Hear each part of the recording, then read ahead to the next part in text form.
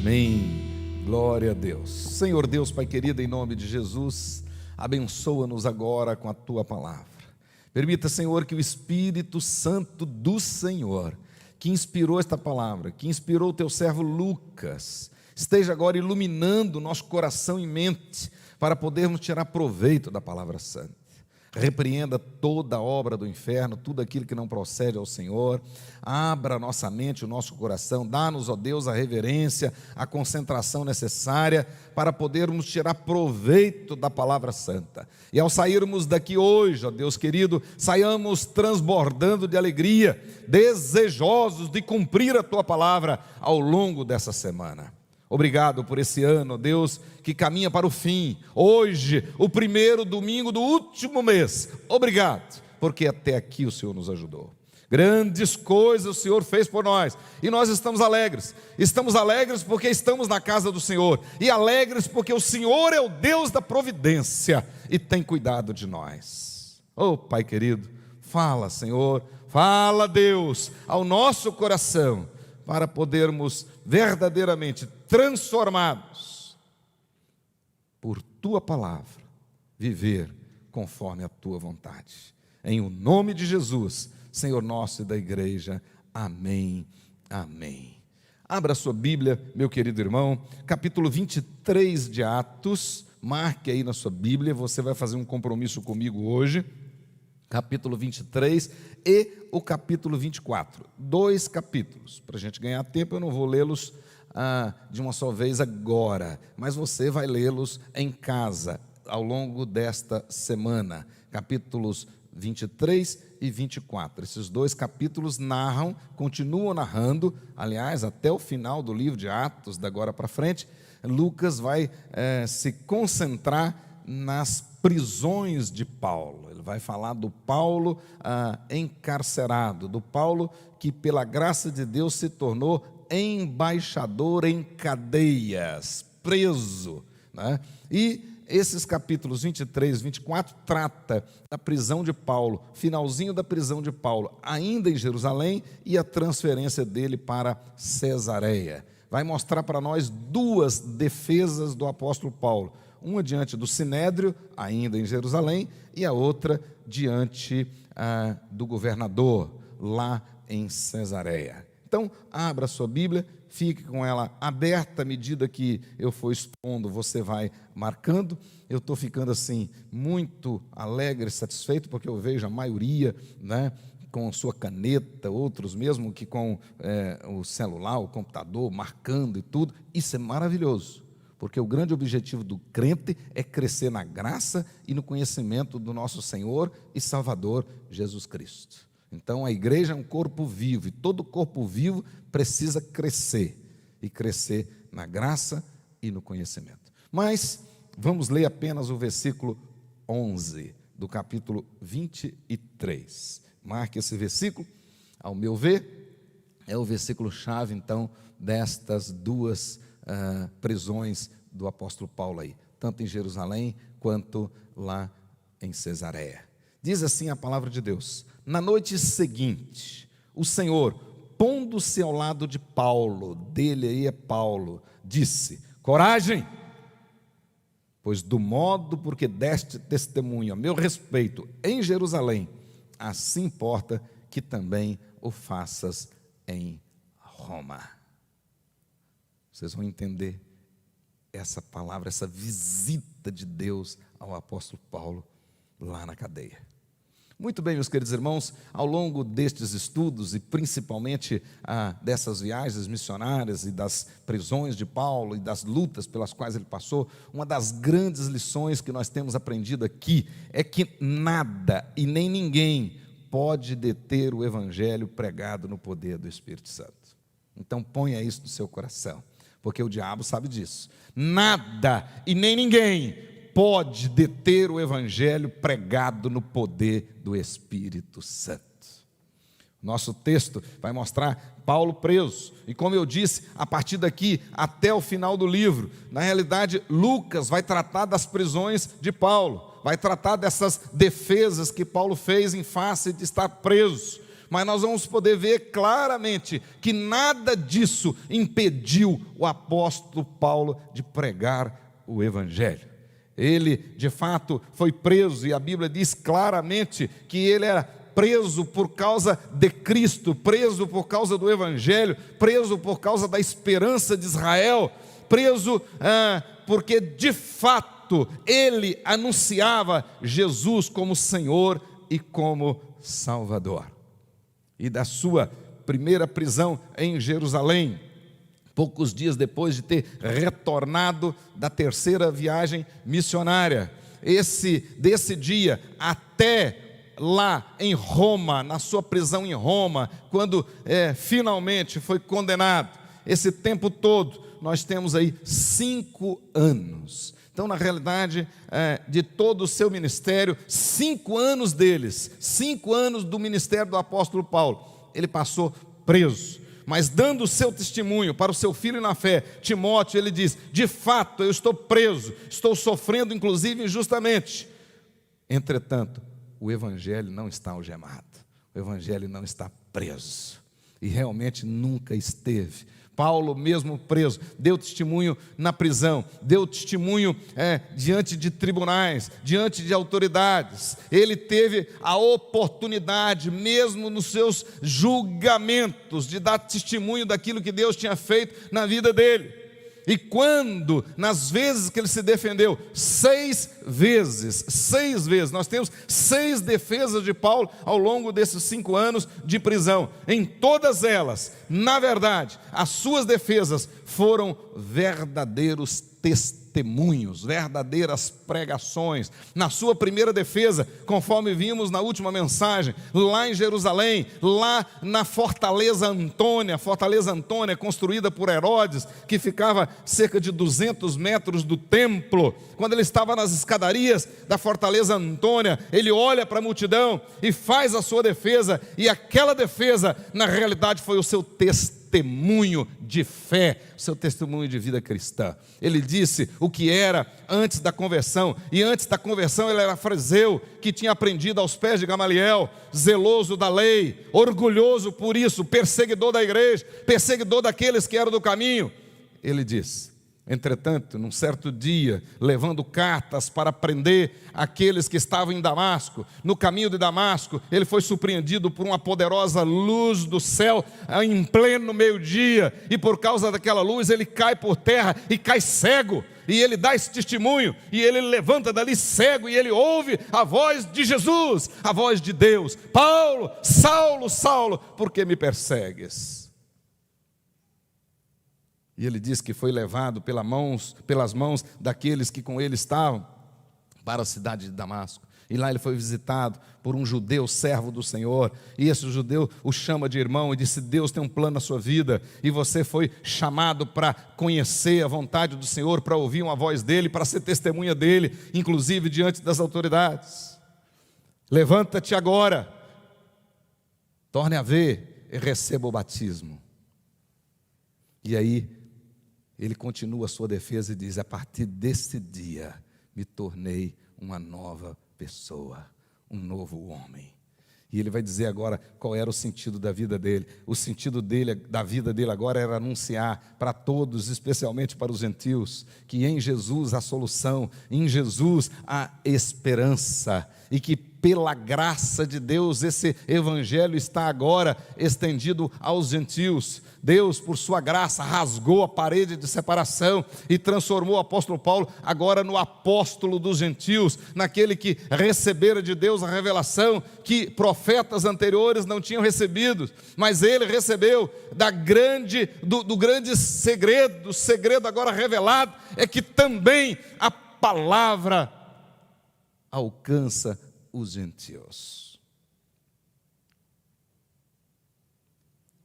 E ele então, quando pronunciou a palavra gentios, os judeus ficaram desesperados, e um alvoroço, e o comandante teve de prender o apóstolo Paulo, mantê-lo no cárcere, porque os judeus tinham ficado muito nervosos, irados, porque eles eram exclusivistas, egoístas, soberbos e achavam que a salvação era só para eles.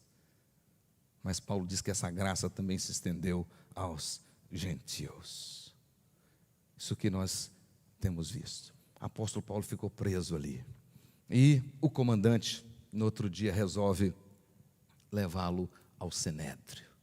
Então, vamos tratar desse assunto lá no Conselho dos Judeus. Então, o nosso texto vai mostrar agora Paulo sendo levado ao Sinédrio. Começa aí no capítulo 23. E o Sinédrio, naquela época, era formado por 70 ou 72 anciãos. E a metade de fariseus e a metade de saduceus. Os fariseus eram considerados exagerados. Não precisa de mudar agora, não. Espera aí, meu filho, vai chegar lá.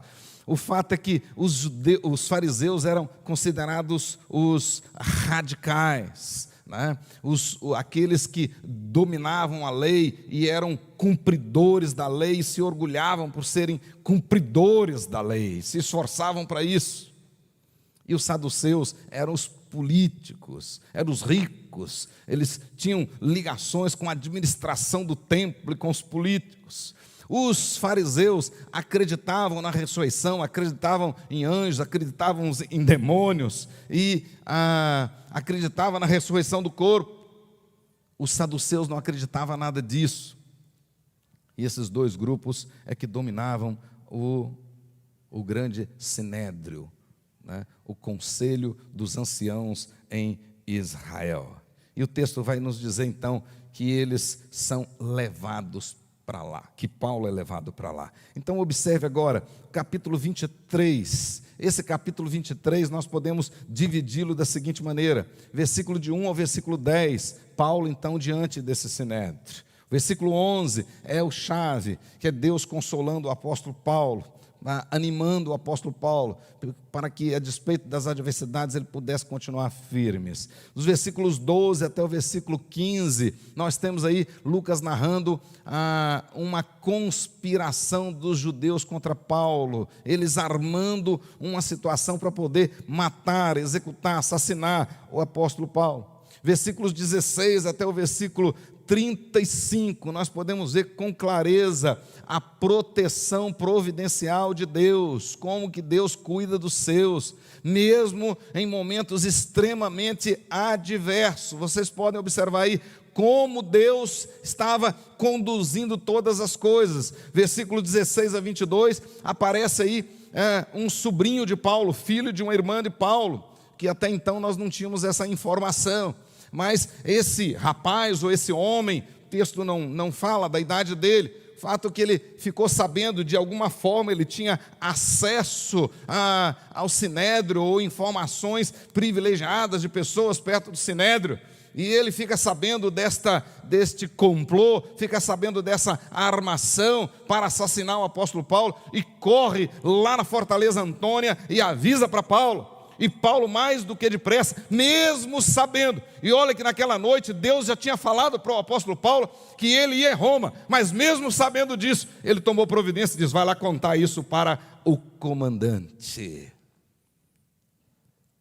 Mesmo sabendo que Deus cuida de nós, mesmo sabendo que Deus está no controle de todas as coisas, aquilo que nos compete, as nossas providências, nós temos que tomar. Paulo já tinha recebido de Deus essa informação que ele iria a Roma, que ele podia ficar tranquilo, mas nem por isso ele ficou lá dormindo em berço esplêndido. Mandou o sobrinho dele: vai lá falar para o comandante. E o texto vai dizer claramente para nós que o rapaz ou o homem foi ao comandante. E depois dos versículos 23 até o versículo 24, nós vamos ver as providências deste comandante. Rapidinho ele começa a tomar as suas providências. Cláudio Lísias era o comandante, e ele de imediato, manda reforçar a segurança de Paulo. E em segundo, ele escreve uma carta para o governador Félix, que morava lá na Cesareia. Na realidade, a sede do governo ficava em Cesareia, lá naquele lugar muito bonito, por sinal, uma mega construção da época de Herodes o Grande. Lá ficava o comandante, ficava o governador. E o comandante em Jerusalém escreve uma carta, conta a situação. E nós vamos ver a providência de Deus, a maneira como o comandante escreveu a carta, a própria maneira, as palavras da carta, elas inocentam o apóstolo Paulo. Elas, na realidade, se transformaram numa defesa para Paulo. Como Deus conduziu até aquele ímpio ao escrever a carta para o comandante. E a maneira como Paulo é então escoltado, transportado, levado para a Cesareia. Nisso tudo nós podemos ver a mão forte e poderosa do Senhor. Os versículos 31 e 35, em Cesareia, nós vamos ver mais uma etapa do plano eterno de Deus cumprido. Você vai dar testemunho em Jerusalém, mas vai dar testemunho na Cesareia, mas o alvo é chegar em Roma. Mais uma etapa cumprida. Então acompanhe comigo aí agora, meus queridos irmãos. Na realidade, nós podemos ver agora, já em Jerusalém, a primeira defesa, na realidade a segunda defesa do apóstolo Paulo. Agora a primeira defesa no Sinédrio, ele lá diante daqueles 70 e diante do sumo sacerdote. O texto diz que nessa época o sumo sacerdote era Ananias. Olha o que diz aí o texto, versículo de 1 a 10. Esta é a primeira defesa de Paulo. E o sumo sacerdote era Ananias. Esse Ananias, segundo os historiadores, ele foi sumo sacerdote entre os anos 47 e 59. E nessa época aí, nós estamos realmente nessa época aí de 59, por aí 58, finalzinho de 58, início de 59. E os historiadores dizem que esse sumo sacerdote era um homem insolente, um homem autoritário, avarento, bajulador, corrupto, né? E descumpria a lei, não tinha respeito pela lei. E estava na presidência do Sinédrio nessa época.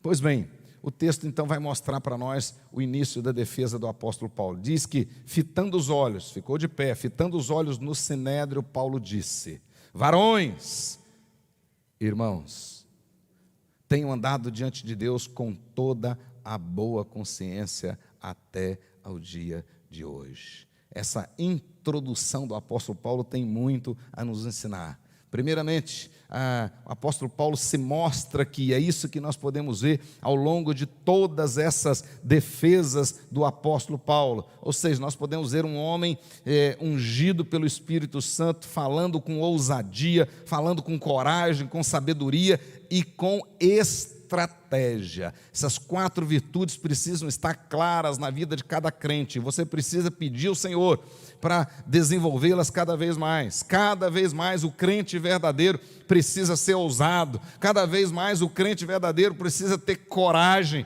Cada vez mais precisa pedir sabedoria. E quem necessita de sabedoria, peça a Deus, disse Tiago. Mas também o crente tem que ter estratégia. Isso nós podemos ver no comportamento do apóstolo Paulo. De cara aí, quando ele chama o Sinédrio de irmãos, quando ele diz lá, irmãos, isso aí foi ousadia dele, porque ele como réu, ele se levanta e se coloca em pé de igualdade com todo o Sinédrio.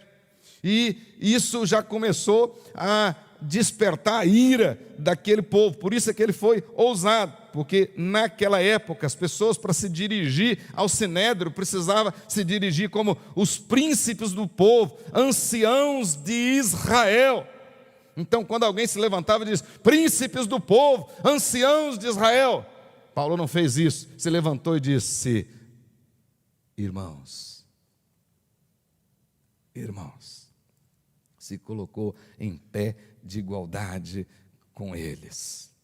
Mas outro detalhe, o texto diz assim, tenho andado, tenho vivido. Aí ele usa no grego a mesma palavra que ele usou, o próprio Paulo, mais tarde, escrevendo aos Filipenses, capítulo 1, 27, quando ele diz, de modo digno, ou seja, como cidadão, eu tenho andado como cidadão digno diante de Deus. Ele diz lá, eu tenho andado então como cidadão, ou seja, nada como cidadão, de cidadão judeu, eu tenho andado de maneira digna diante de Deus. Então em nada Paulo estava dizendo, descumpri o Velho Testamento, tenho andado de maneira digna.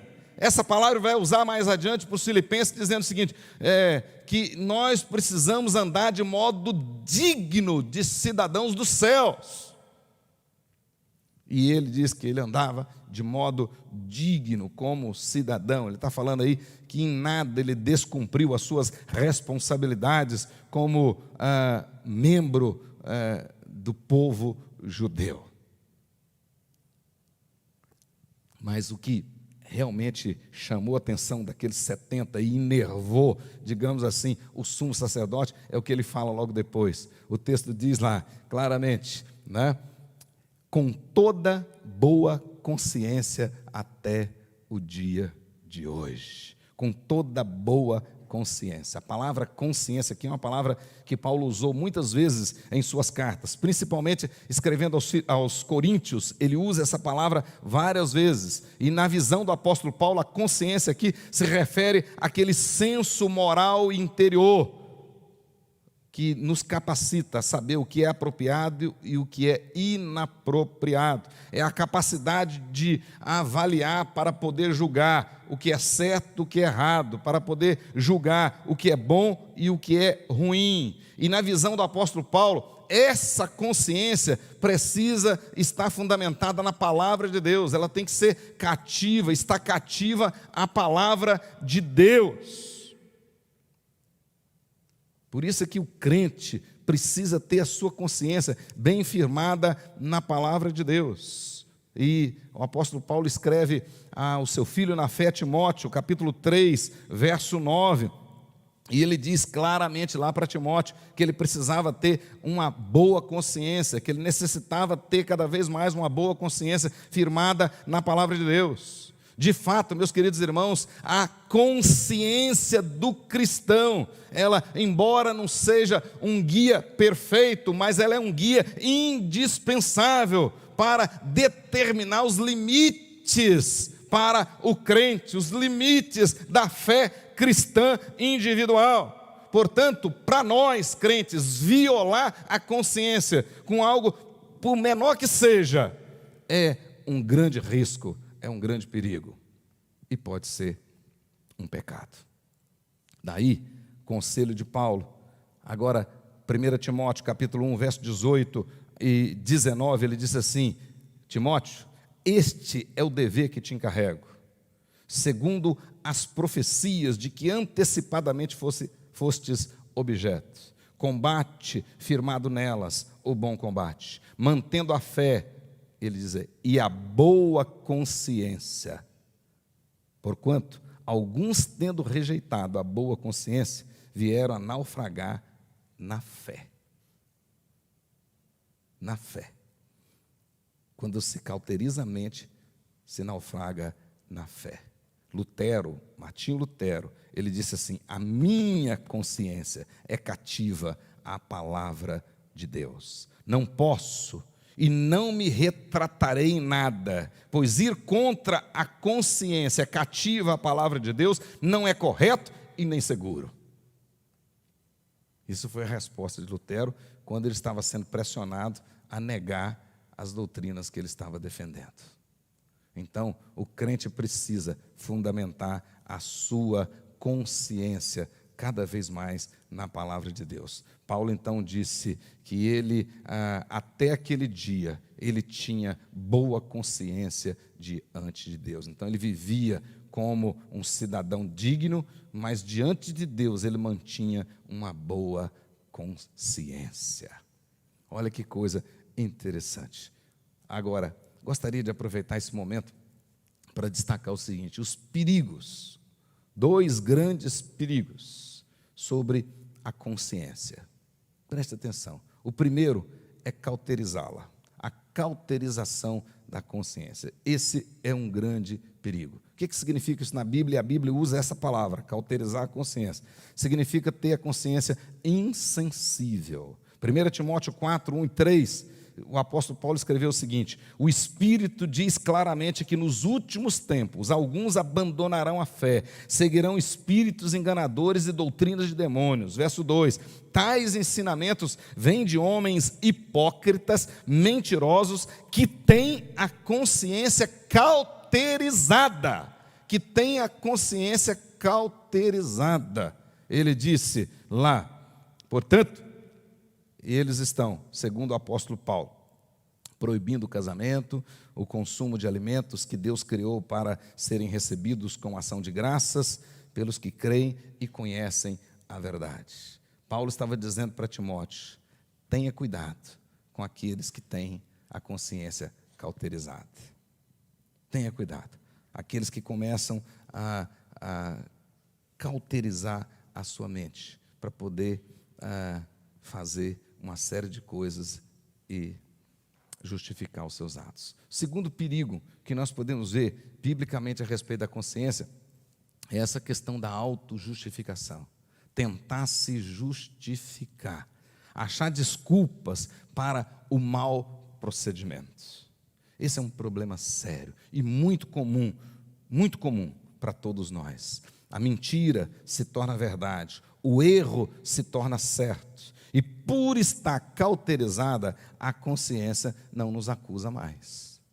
Então veja bem, a pessoa vai, não estuda mais a palavra, não cresce, não conhece, não busca esse conhecimento. Então ele vai incorporando uma série de conceitos e vai cauterizando a sua mente. Daí a pouco ele começa a justificar os seus atos, se auto-justificar. E quando ele vai fazendo isso, a sua consciência não consegue acusá-lo mais, não consegue mais mostrar para ele se aquilo está certo ou se aquilo está errado. E esse é um perigo terrível, terrível. O fato, agora tem um detalhe, e aí às vezes determinadas pessoas dizem: mas a minha consciência não me acusa. E muitas vezes o fato da nossa consciência não nos acusar não significa que estamos justificados diante de Deus. De repente a sua consciência não está te acusando porque ela está cauterizada. Cauterizada. Então, o fato de a sua consciência não te acusar não significa que você está justificado diante de Deus. O Senhor Jesus Cristo é o juiz, o único juiz. E a Bíblia diz que Ele sonda os corações e que Ele sabe as motivações. Então, ninguém está livre do juízo de Deus. Mesmo que a sua mente não te acuse, a sua consciência não te acuse. Outro risco terrível é o risco de querer julgar a nós mesmos baseado nos outros. Então, você se engana olhando para os outros. Aí você diz: puxa, mas aquele faz pior do que eu, então eu posso fazer assim. Mas lá na igreja tem um monte de gente fazendo coisa errada. E você também. Né? E aí você começa a cauterizar a sua mente com base no julgamento que você faz das outras pessoas. E aí você vai cauterizando a sua mente. Então, de fato, tem muitas pessoas fazendo coisas erradas, mas isso não justifica o seu erro. Por isso que a Bíblia diz que cada um vai dar conta de si diante do Senhor. Então você não pode, né, se auto-julgar com base no julgamento que você faz dos outros. Isso é um risco terrível. E dessa maneira você vai cauterizar a sua mente. De repente você está fazendo uma coisa absolutamente errada e achando que é certo. Por quê? Porque tem outros também fazendo. Então todo mundo rouba, não tem problema eu roubar. Todo mundo é corrupto, não tem problema eu ser corrupto. Todo mundo está fazendo isso ou fazendo aquilo outro. Os jovens todos da igreja têm relação sexual antes do casamento, então não tem problema eu também ter. Aí você já cauterizou a sua mente. E esse é um perigo. Aí não tem boa consciência diante do Senhor. Paulo então disse, né, se igualou com aqueles juízes e disse, tenho vivido de maneira digna como judeu, mas a minha consciência é boa, é pura diante de Deus até o dia de hoje. Quando ele fez isso, E irou o sumo sacerdote mandou dar um tapa que batessem na boca do apóstolo Paulo.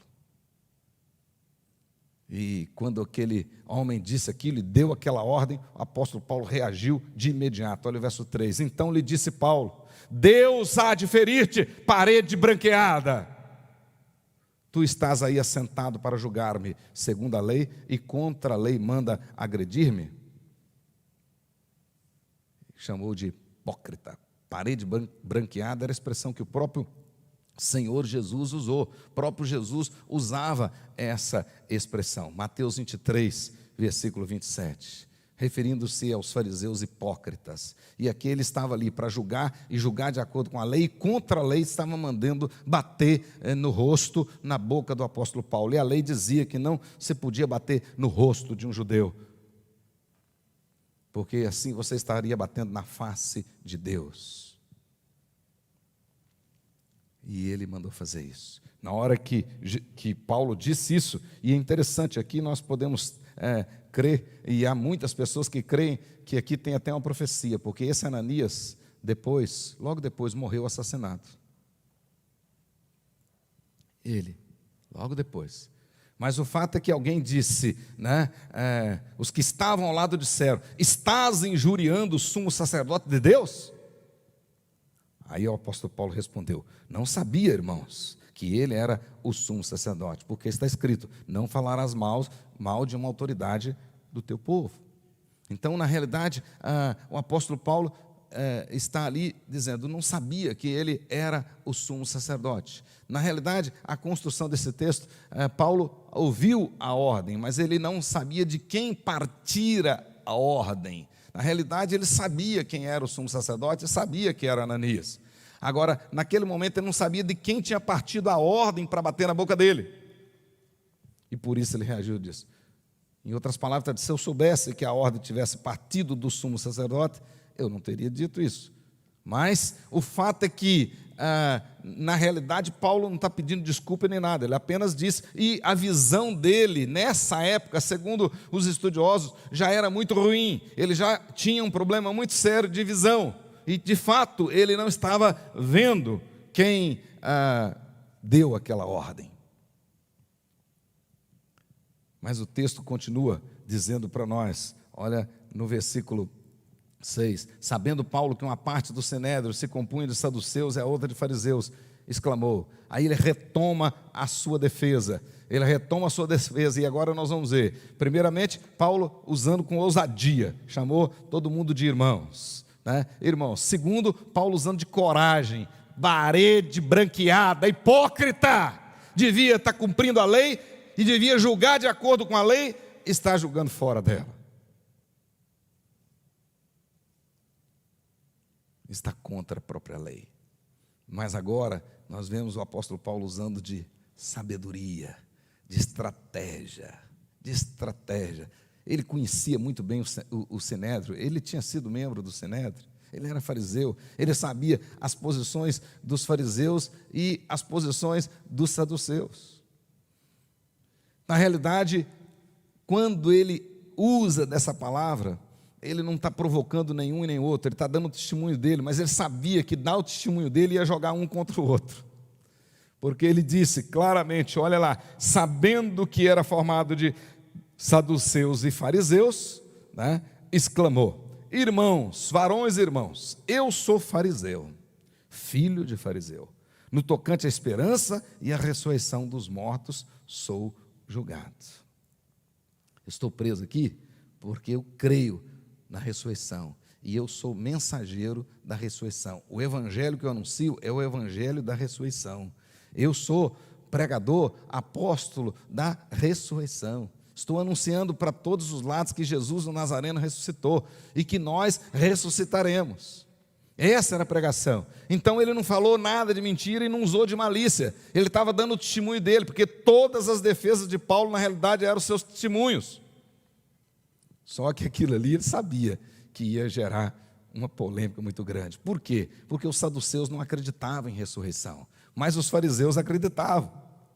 E como era meio a meio, um começou a discutir com o outro. E aí os fariseus tomaram o lado de Paulo, os saduceus contra, e dividiu o plenário. dividiu, o julgamento ficou dividido. E o texto vai dizer para nós, né? Houve grande vozearia, né? E levantando-se alguns escribas da parte dos fariseus, contendiam dizendo: não achamos nesse homem mal algum, e será que algum espírito ou anjo o tenha falado? E tomou vulto aquela celeuma, aquela confusão ficou maior ainda, né? Temendo o comandante que fosse Paulo espedaçado entre eles, mandou descer a guarda para que o retirasse dali e o levasse para a fortaleza, nesse caso, a fortaleza Antônia. Acabou o julgamento, o tribunal ficou dividido, acabou o julgamento. Então, Paulo deu testemunho dele, e o testemunho dele gerou aquela celeuma toda. Mais uma vez a palavra se cumprindo. A Bíblia sagrada, quando pregada, ela é uma espada de dois gumes, ela corta de um lado e do outro, ela sempre vai gerar essa situação, os que são contra e os que são a favor. Mais tarde, ele escrevendo para os filipenses, ainda da cadeia, ele disse que seremos perseguidos, mas não devemos nos preocupar, porque a perseguição mostra quem é quem, os perseguidos, os perseguidores, quem é que pertencem ao Senhor. E assim, naquele julgamento no Sinédrio, Deus o livrou. O comandante então leva o apóstolo Paulo para a prisão. Vem então lá na prisão agora de noite, e Paulo já tinha apanhado, ainda estava sofrendo bastante com as dores daquela surra que ele tinha tomado anteriormente, e agora quase, o texto diz aí, quase despedaçaram, né? Espedaçado, quase Paulo foi espedaçado entre eles, ou por eles.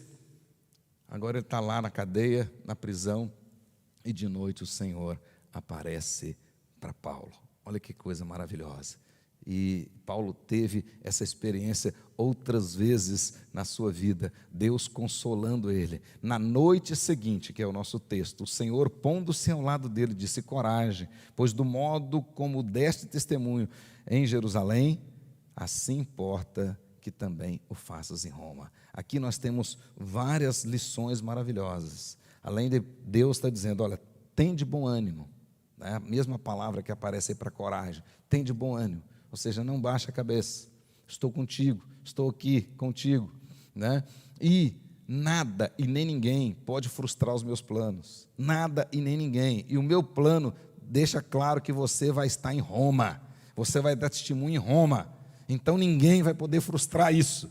E um detalhe, e aqui nós podemos ver claramente o Espírito de Deus consolando o apóstolo Paulo, em relação ao passado, em relação ao presente, em relação ao futuro. Em relação ao passado, ele disse, Deus elogiando o apóstolo Paulo: do jeito que você testemunhou em Jerusalém, você vai testemunhar em Roma. Em relação ao presente, Deus dizendo: coragem, bom ânimo, estou contigo. Em relação ao futuro, você vai estar em Roma, e aquilo que eu planejei para você se cumprirá. Nada e nem ninguém pode impedir. Disse o profeta: agindo Deus, quem impedirá? Ninguém, nem cadeias, ninguém vai impedir. Pois bem, versículos 12 até os versículos 15, nós podemos ver então o apóstolo Paulo recebendo essa visita do seu sobrinho, né, e tomando conhecimento do plano dos judeus para matá-lo, né? Então nós vimos aí claramente, nessa sessão, nós podemos ver a providência de Deus. O sobrinho avisa para Paulo, Paulo ficou sabendo, 40 homens, mais de 40 homens, tinham feito um juramento, estavam sobre anátema, de que eles matariam o apóstolo Paulo. Estavam tão obcecados que eles disseram: não, vamos matar.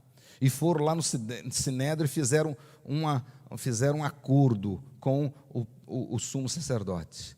E eles sugeriram ao sumo sacerdote: peça ao comandante para mandar o apóstolo Paulo de novo, para nós fazermos novas averiguações, para a gente entender melhor esse caso e fazer um julgamento justo. Esse seria o pedido para o comandante. Mas os mais de 40 homens já estavam macumunados, já estavam acordados de que iriam matar o apóstolo Paulo antes dele chegar no Sinédrio. E o sobrinho dele ouviu isso, ficou sabendo, teve essa informação.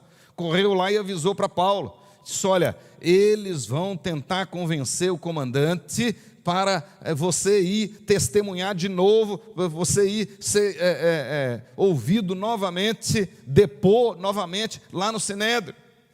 Mas eles vão te matar antes de você chegar ao Sinédrio.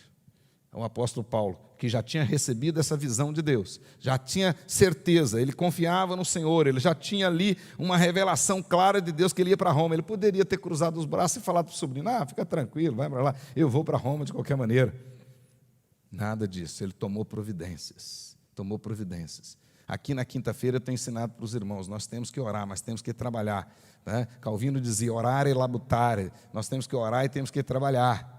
Deus não vai jogar um frango assado na sua boca, você de boca aberta aí, você tem que trabalhar. Deus não quer preguiçoso na sua obra, então você tem que vir buscar a bênção, tem que vir orar, né? Você quer que a sua família seja abençoada, paga o preço por sua família. Você quer que seus filhos sejam abençoados, paga o preço por seus filhos. Comece a orar mais, assumir a sua posição de sacerdote do lar. A esposa, comece a pagar mais o preço em casa, acorda de madrugada, vai para o seu quarto secreto, ore ao Senhor. O apóstolo Paulo já tinha recebido a revelação de Deus que ele iria chegar em Roma, mas nem por isso ele descuidou, nem por isso.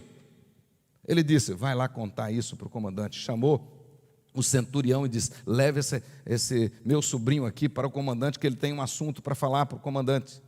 E o texto diz que o centurião o levou ao comandante e ele disse: olha, está acontecendo isso, isso, isso, e eles virão aqui para tentar convencer o senhor para levar Paulo para mais um depoimento, mas eles vão matá-lo. O comandante então, e aí o Espírito Santo de Deus agiu na vida daquele homem ímpio, daquele comandante, e ele acreditou nessa informação, porque ele simplesmente podia ignorar isso, podia lavar as mãos, deixar que matassem o apóstolo Paulo, mas Deus, com a sua mão poderosa, conduzindo todas as coisas. É impossível você ler uma história dessa e não saber, e não crer que o nosso Deus é soberano e que Ele controla tudo e todos. O coração daquele homem ímpio, Deus, naquele momento, fez com que ele acreditasse naquela notícia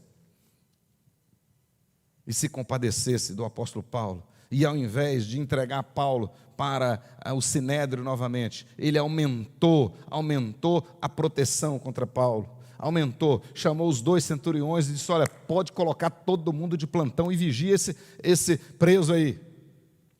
E se vocês observarem, dá 470 soldados envolvidos na proteção de Paulo. Então ele reforçou totalmente a proteção de Paulo. E não ficou só nisso não.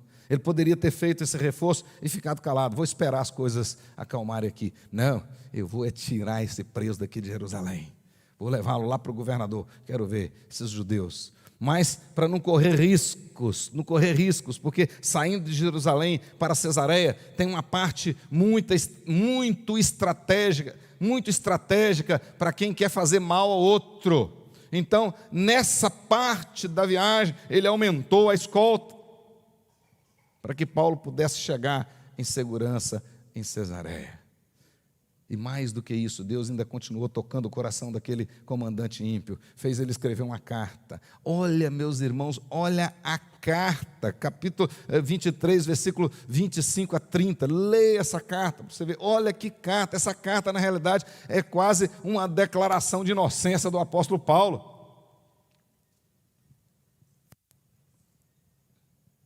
E ele escreve essa carta. Esse homem escreveu essa carta inspirada pelo Espírito Santo de Deus. Deus fez ele escrever essa carta. E Paulo chegou em segurança lá em Cesareia. E em chegando lá, num primeiro momento, foi ouvido pelo governador. O texto vai mostrar claramente para nós. Ele chega logo lá e logo de cara, o governador pergunta para ele. O texto diz claramente aí, né? O governador perguntou para ele: você é de onde? O governador leu a carta e perguntou para ele. Ele disse: eu sou da Cilícia. O governador disse: então você vai ficar quietinho aí, espera um pouquinho.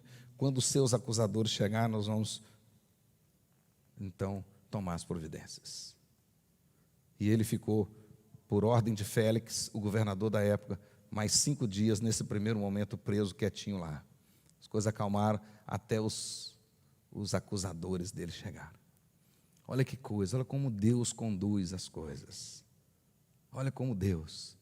Então, você pensa que Deus esqueceu de você, que Deus está distante? Deus está conduzindo todas as coisas. Paulo poderia estar lá reclamando, lá na cadeia: puxa, mas eu vim para Jerusalém para fazer o bem, eu vim trazer as ofertas para o meu povo aqui, não causei problema nenhum, e agora estou nessa situação, já tomei uma surra, fui quase linchado, né? Agora estou aqui preso. Mas Deus conduzindo todas as coisas, você vai chegar em Roma,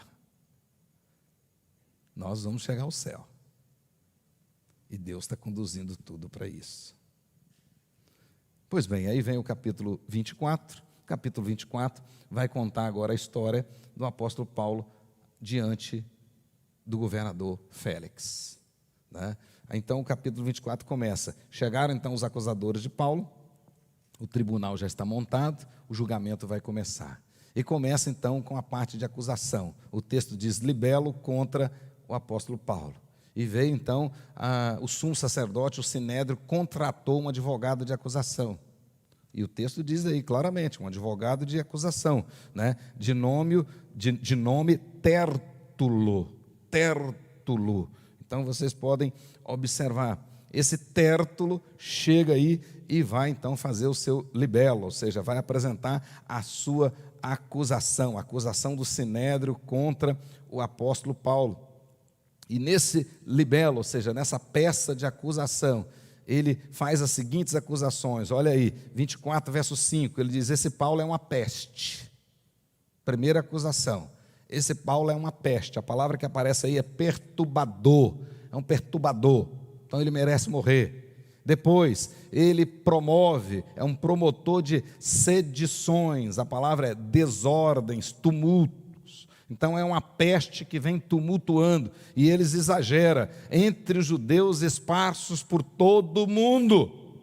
Assim até hoje, Satanás, o acusador, ele é exagerado, Às vezes aqui alguém chega querendo, todo mundo está falando isso, todo mundo. Você vai perguntar: quem? Aí já começa a gaguejar. Quem? Aí não consegue passar do primeiro, mas diz que é todo mundo. Então, mesma coisa. O texto diz, e continua então esse Tértulo aí, esse advogado de acusação, sendo também o principal agitador. A palavra grega é o líder, o chefe, o cabeça da seita. Olha o desprezo deles, a seita dos nazarenos. E continua: o qual também tentou profanar o templo. Essa acusação foi mentirosa lá em Jerusalém e continuou, persistiu nos autos. A mentira estava ali, né? Porque na realidade Paulo não profanou o templo, né? O amigo dele que eles viram nem tinha chegado nem no pátio do templo, e Paulo estava lá e inclusive já tinha feito a purificação. Olha que coisa. Até hoje Satanás usa dessa maneira. Então Paulo estava sendo acusado de peste, de sedição, de agitador, de profanador do templo.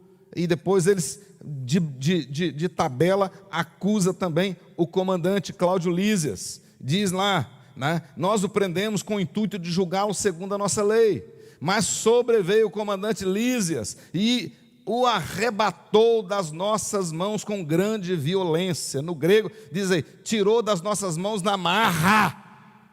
É isso que ele está dizendo. Fez uma acusação a Lísias, mas aí é Deus agindo até na boca de Satanás, porque por causa disso o governador vai dizer: então agora nós vamos suspender, deixa eu esperar o comandante chegar, que eu quero ouvir do comandante. Deus age dessa maneira. Olha que coisa, o texto diz claramente. Aí eles falaram o que tinham que falar, e agora o governador dá a palavra para Paulo. E mais uma vez, nós já vimos duas, agora a terceira, defesa de Paulo, mais um testemunho, né? A defesa do apóstolo Paulo era o seu testemunho de fé. A sua defesa tem que ser o seu testemunho de fé. A minha defesa tem que ser o meu testemunho de fé. Não preciso mais do que isso. E nenhum de vocês também precisa. Pois bem, Paulo diz lá: né? Ele faz a sua introdução e diz no versículo 11, falando para Félix, o governador: visto poderes verificar que não há mais de 12 dias, desde que subi a Jerusalém para adorar. Então, desde que ele chegou, inclusive passando pela Cesareia, e foi a Jerusalém, tinha cerca de 12 dias. Aí ele diz lá: e que não me acharam no templo discutindo com alguém, nem tampouco amotinando o povo, fosse na sinagoga ou na cidade. Então Paulo está dizendo que ele acabou de dizer, o senhor pode conferir, que é mentira. É mentira, não é verdade. Né? Tem 12 dias que eu estou na cidade, ninguém me viu lá no templo ensinando nada, amotinando ninguém, nem nas sinagogas também. Até porque o texto diz, Lucas já tinha contado essa história, Paulo chegou em Jerusalém, foi primeiro procurar os líderes da igreja, os líderes da igreja deram um conselho para ele: olha, faça lá tudo o que a lei exige para a purificação, e ele fez, e depois que ele foi ao templo, para adorar o Senhor. Versículo 13, nem te podem provar as acusações que agora fazem contra mim. Verso 14, porém, olha o testemunho. Né? Às vezes, na hora do aperto, você tem medo de dizer que é crente, mas nunca tenha medo. Um dos nossos hinos diz: direi ao mundo que sou crente, não me envergonho de dizer. Olha o que ele diz aí: porém, confesso-te que segundo o caminho, o cristianismo era chamado de o caminho, né? Igreja cristã, o caminho, a que chamam seita, assim eu sirvo ao Deus de nossos pais, acreditando em todas as coisas que estejam de acordo com a lei, e nos escritos e nos profetas. Porém, confesso-te que segundo o caminho, né, a que chamam seitas, assim eu sirvo a Deus de nossos pais, acreditando em todas as coisas que estejam de acordo com a lei, nos escritos dos profetas, tendo a esperança em Deus, como também estes a têm, de que haverá ressurreição, tanto de justos como de injustos. Mais uma vez, Paulo dá testemunho. Independente de eu ter sido no passado fariseu, eu continuo pregando a respeito da ressurreição. E aí ele disse: por isso também me esforço, por ter sempre, mais uma vez, a consciência pura diante de Deus e dos homens. Minha consciência não está cauterizada e eu não preciso me auto-justificar. Eu estou realmente com a consciência pura diante de Deus. E foi nesta prática que alguns judeus da Ásia me encontraram já purificado no templo, sem ajuntamento e sem tumulto, os quais deveriam comparecer diante de ti e acusar, se tivessem alguma coisa contra mim. Isso aqui é uma lógica que Paulo disse, né? Se fosse verdade, aqueles que me viram da Ásia estariam aqui. Com certeza estaria, não iria perder essa oportunidade, né? Ou estes mesmos digam que iniquidade acharam em mim, por ocasião do meu comparecimento perante o Sinédrio. Salvo estas palavras que clamei, estando entre eles, hoje sou eu julgado por vós acerca da ressurreição de mortos. Olha que coisa maravilhosa. Né? Segundo o apóstolo Paulo, nessa defesa dele, só vocês não têm nada contra, não tem nada para se levantar verdadeiramente contra mim. Ele termina a sua defesa e o texto vai deixar claro para nós que depois disso, o governador suspendeu o julgamento, né? Disse: vamos esperar então o comandante Cláudio chegar, e você vai ficar preso mais um pouco aí. Mas o texto diz que ele ficou tratando Paulo com dignidade. Paulo ficou agora preso, na realidade, descansando. A Bíblia diz, versículo 22 até o versículo 27, ele ficou descansando, preso lá na Cesareia, né? E ele ficou preso por 2 anos em Cesareia. 2 anos sabáticos para o apóstolo Paulo. Ninguém foi perturbar. E o texto diz que o próprio governador tinha dado liberdade para os seus discípulos, para os outros irmãos poderem visitá-lo e assisti-lo. Ou seja, dar assistência para ele. Então ele descansou literalmente, durante 2 anos. Deus cuidando dele até na prisão. Até na prisão. Nesse tempo, ele ficou preso, mas o evangelho não ficou gemado. Ele evangelizou tanto o governador, quanto a esposa do governador e muitas outras pessoas que iam lá. O texto diz isso claramente. Até que, passados 2 anos, vem outro governador, né, que assume o lugar de Félix, Festo, e aí nós vamos ter um novo julgamento. Meus queridos irmãos, diante disso tudo, o que nós podemos aprender? Nós podemos aprender aqui que, de fato, nada e nem ninguém pode impedir o evangelho pregado no poder do Espírito Santo. Nós precisamos aprender que Deus controla todas as coisas. Deus controla todas as pessoas. Então, tudo isso nós podemos ver a mão forte e poderosa do Senhor. Paulo teve de passar por aquilo foi um treinamento para o apóstolo Paulo, para ele poder testemunhar depois lá em Roma. E Deus elogiou a maneira como ele se comportou no seu primeiro julgamento diante da multidão, no segundo julgamento diante do Sinédrio. Deus elogiou aquilo e disse: agora, desse jeito que você agiu aí em Jerusalém, você vai agora fazer em Roma. Deus controlando tudo. E a grande e última lição: os planos de Deus sempre se cumprirão.